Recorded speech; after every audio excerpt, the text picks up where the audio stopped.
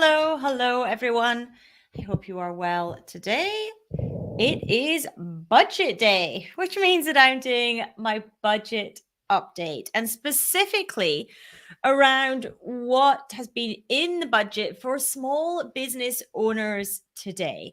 So, the Chancellor announced the budget around about 12:30 today, and I was eagerly watching to see if there was going to be anything positive for small business owners being announced, because I know that many people are finding the current climate slightly challenging at the moment. And so, with bated breath, there I was. And so, I'm going to share with you what the Chancellor Jeremy Hunt shared today in relation specifically to small businesses. I'm not going to go through everything that was discussed. I'm going to speak specifically here about the impact of the budget on small business.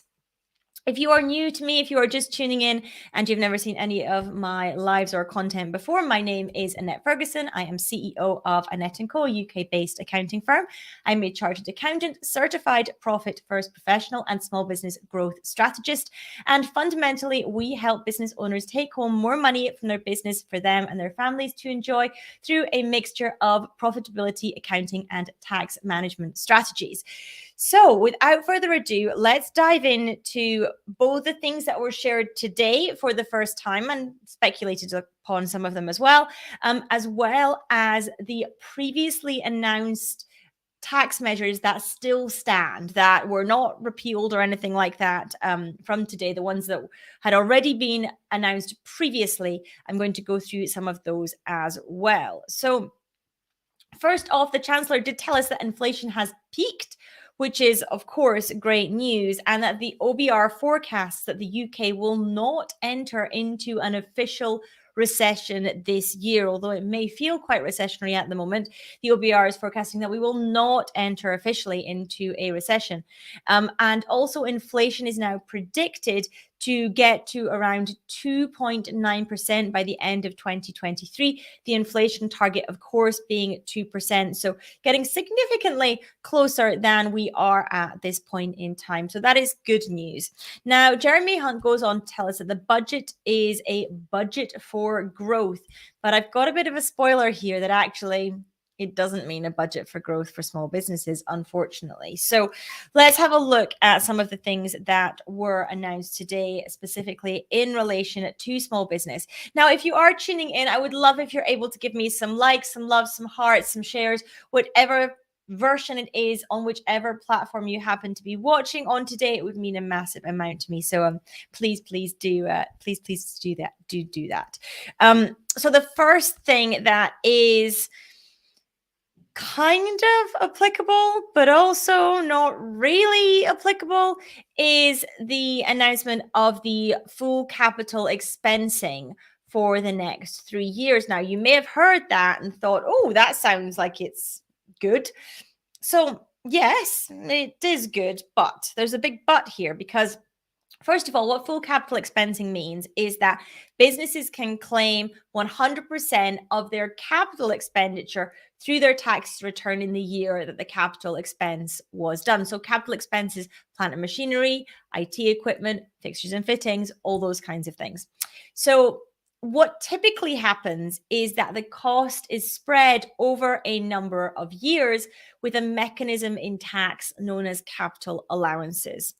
What this piece of legislation says is you don't need to spread over the cost. You can actually do it all in the first year, which means that you get to pay less tax in the year of purchase. Now, on the face of it, that sounds great for small businesses, right?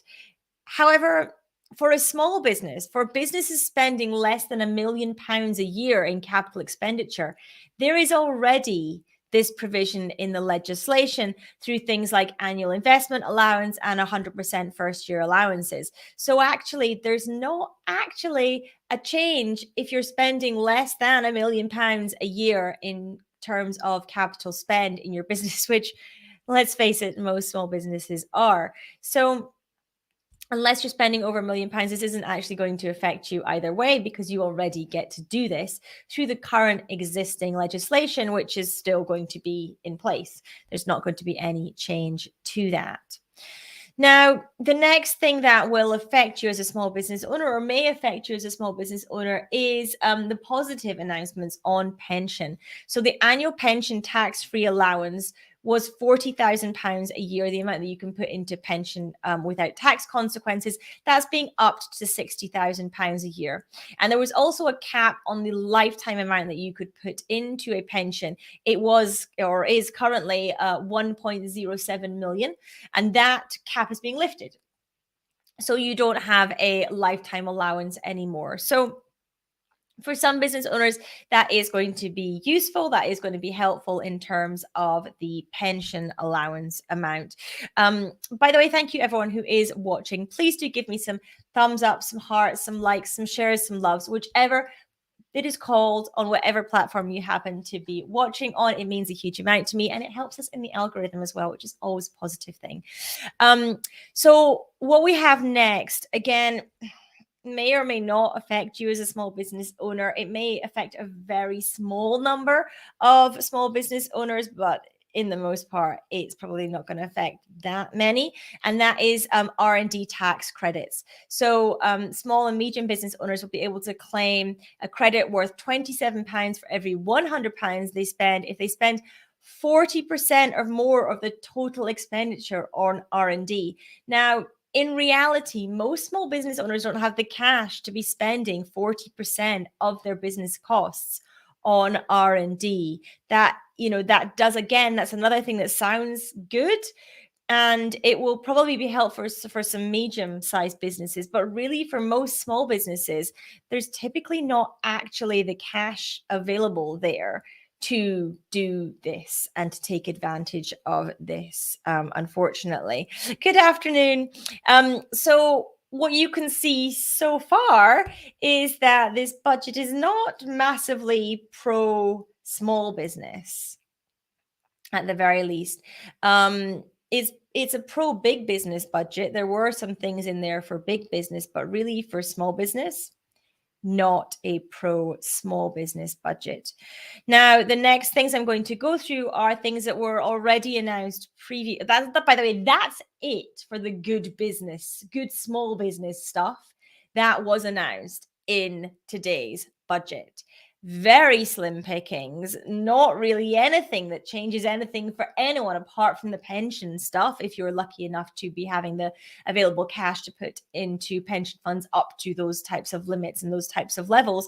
But really, that is it. And that is not a good place for small business owners, of course. So announcements have previously been announced that still stand, that were not repealed today and still stand and still come into existence within a few weeks' time. So first of all, it's the rise in corporation tax. So small businesses are going to see a rise in corporation tax if your profits are £50,000 in a year or above. So this will impact small business as well. So if your profits are 50,000 or below, you'll still pay 19% corporation tax. If your profits are £250,000 or above, you will pay 25% corporation tax. And if your profits are in the middle between £50,000 and £250,000 a year, you'll pay a marginal rate in a sliding scale between 19 and 25% corporation tax. That still stands, therefore, a tax rise for many small businesses. Now, another thing that still stands is the freeze in the personal tax thresholds, both in the personal allowance, the amount you can earn tax-free, and the various tax bands. They have been frozen for 23-24 tax year, which starts on the 6th of April this year. So an effective tax rise for personal tax, in the way that you take out money from your business. So, yeah. Not great. Hey, Pam, I hope you're well.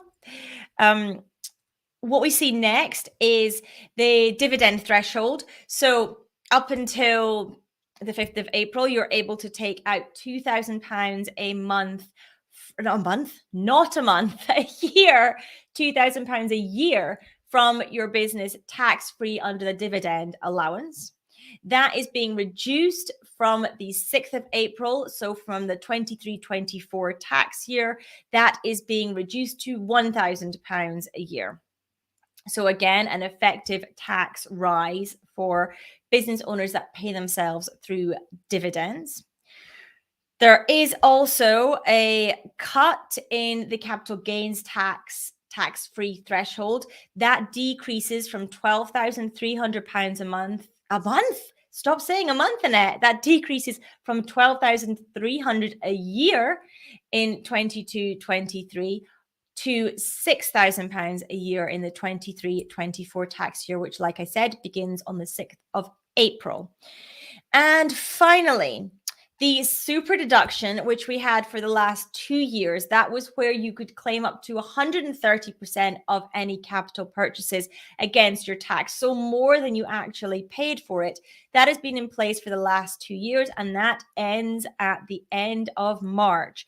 That is being repealed. And this other scheme that I already spoke about, that full capital expensing, is basically what's replacing it. But like I mentioned, doesn't really impact any business if you're not spending over £1 million in capital spend, which, let's face it, the vast majority of small business owners are nowhere near that amount. So that is the summary of what was discussed in the budget today and the things that are coming in, which have already previously been agreed, written into law, and have not been reversed in today's budget, therefore still stand. So it's not a pretty picture in terms of tax, to be perfectly honest. We've got a rising corporation tax for businesses that have over £50,000 a year profit. We have the personal tax thresholds and personal allowance being frozen. We have a reduction in the dividend allowance, the amount of dividend you can take out your business before paying tax. We have a reduction in the capital gains tax threshold as well. We have done away with the 130% super deduction, and we have the introduction, or the increase rather, in the annual pension tax-free amount from £40,000 a year to £60,000 a year, and the abolition of the lifetime cap on pensions. And that is basically everything that was discussed today, or is being brought in very shortly with the change in the tax year that's going to impact small business owners. I really wish I had some significantly more positive news to report from the budget today when it comes to small business, but this really wasn't a budget, unfortunately, for small business owners. I wish it were, because I know that things are hard for so many of you, having had having discussions with so many business owners all the time. I know that things for many businesses are very challenging at the moment, but unfortunately, this spring budget is not the saving grace for that. I wish it were, but unfortunately it's not. So that is what I wanted to share with you this afternoon. Remember, of course, that I am back live again tomorrow at 11 a.m. for our business and economy update. So I'll be sharing more with you then on those topics. And I will speak to you all very soon. Of course, if you have any questions, comments, queries, wondering how this will affect you, or need any support with any of this stuff that's coming in, then do DM me, reach out to me, and we'll be happy to support you with that. Thank you for tuning in. Thank you for joining me. As always, I know your time is precious, and I appreciate you spending some of it with me, and I will speak to you all really soon. Take care, everyone.